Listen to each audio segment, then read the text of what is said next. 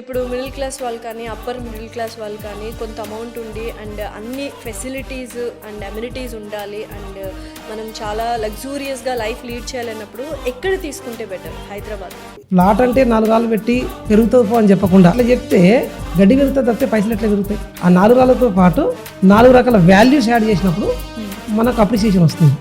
Just like హైదరాబాద్లో ఎన్ని companies ఉన్నా JB infra group is top 10 Asia real estate companies లో we are at 6th place. In Hyderabad we are number 1. there is no doubt at all. The reason for this is affordable price లో plot ఇవ్వడం. ఎక్కడ project ఇచ్చినా మనం highway facing ఇస్తాం.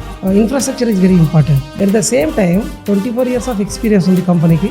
25,000 plus customers, happy customers. 4,000 5,000 per square yard అమ్మిన దగ్గర 10-20 years తర్వాత పోయి చూస్తే కూడా కనీసం 2 లక్షల గజాలు అమ్మినాం చెప్పే కంపెనీస్లో కూడా 20-30 ఇల్లు కూడా కట్టుకోకపోతే అది మనకు అవసరం వచ్చే ఇన్వెస్ట్మెంట్, అవసరం రాని investment. That is what JB is number.